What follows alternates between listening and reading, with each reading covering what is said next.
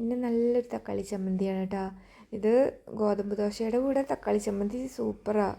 പിന്നെ നമ്മൾ സാധാരണ ഇഡ്ഡലി ദോശ എല്ലാത്തിനും കഴിക്കാം, പക്ഷേ ഗോതമ്പ് ദോശയ്ക്കാണ് കൂടുതൽ നല്ലത്. അപ്പോൾ അതിന് നമ്മൾ പാൻ വെച്ച് എണ്ണ ചൂടായി കഴിഞ്ഞിട്ട് സിമ്മിൽ വയ്ക്കുക. അത് കഴിഞ്ഞിട്ട് സിമ്മിൽ വെച്ചിട്ട് നമ്മൾ 2 ടേബിൾ സ്പൂൺ ഉഴുന്ന് ഇതുപോലെ കളറ് ചെറുതായിട്ട് മാറുന്ന വരെ വറുത്ത് എടുത്തിട്ട് അത് കോരിയെടുക്കുക. അതേ എണ്ണയിലേക്ക് 1 ടേബിൾ സ്പൂൺ പൊട്ടുകടല ഇട്ടിട്ട്, പൊട്ടുകടല അധികം കളറ് മാറണ്ട, ജസ്റ്റ് ഒന്ന് ഇളക്കി കഴിയുമ്പോൾ നമ്മളത് കോരി മാറ്റാം.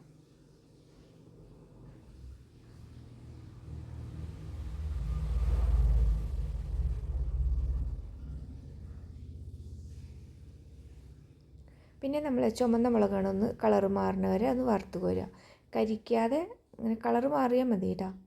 അത് കോരി കഴിഞ്ഞിട്ട് പിന്നെ നമ്മൾ വെളുത്തുള്ളി പച്ചമുളക് ഇട്ട് കൊടുക്കുക. അതൊന്നും മൊരിഞ്ഞ് വരുമ്പോൾ സവാള ഇട്ട് കൊടുക്കുക. സവാള ഇട്ട് കഴിഞ്ഞാൽ നമുക്ക് തീ ഒന്ന് കുറച്ച് കൂട്ടി വയ്ക്കാം കേട്ടോ. സവാള ഇടുന്ന വരെ തീ സിമ്മിൽ വെച്ചാൽ മതി. പിന്നെ നമ്മൾ ചെറിയ കഷ്ണം പുളിയാണ് ഇട്ടത് കേട്ടോ. അതും കൂടെ ഇട്ടിട്ട് നന്നായിട്ടൊന്ന് വഴറ്റിയെടുക്കുക. ബ്രൗൺ കളറാവണ്ട, എന്നാലും നന്നായിട്ടൊന്ന് വഴണ്ടി വരുമ്പോൾ അത് കോരി മാറ്റുക. പിന്നെ അതിലേക്ക് 2 ടീസ്പൂൺ എണ്ണ ഒഴിച്ചിട്ട് നമ്മൾ അരിഞ്ഞു വെച്ച തക്കാളി ചേർത്ത് കൊടുക്കുക. ഒരു മീഡിയം ഫ്ലെയിമിൽ വെച്ചിട്ട് തക്കാളി നന്നായിട്ടൊന്ന് വഴണ്ട് വരട്ടെ. അപ്പോൾ അതിനാവശ്യമുള്ള ഉപ്പ് ചേർത്തിട്ടുണ്ട് കേട്ടോ. നമുക്ക് ചമ്മന്തിക്ക് ആവശ്യമുള്ള ഉപ്പ് നമുക്ക് ഇതിൽ ചേർക്കാം, കുറച്ച് ചേർക്കാം, പിന്നെ ആവശ്യമുണ്ടെങ്കിൽ വീണ്ടും ചേർക്കാം. അങ്ങനെ എല്ലാം കൂടെ ഇളക്കി ഒന്ന് അടച്ചു വയ്ക്കുക.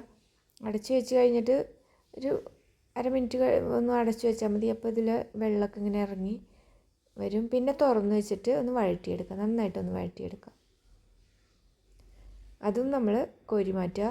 ഇനി എല്ലാം കൂടി തണുത്ത് കഴിയുമ്പോൾ നമ്മൾ പൊടിച്ചെടുക്കുക. ആദ്യം ഈ പരിപ്പ്, ഉഴുന്ന് പരിപ്പ്, കടലപ്പരിപ്പൊക്കെ ഇല്ലേ, അതൊക്കെ ആദ്യം പൊടിച്ചെടുക്കുക, മുളകും. അതിലേക്ക് നമ്മൾ പിന്നെ സവാള തക്കാളി ചേർത്തിട്ട് അരച്ചെടുക്കുക.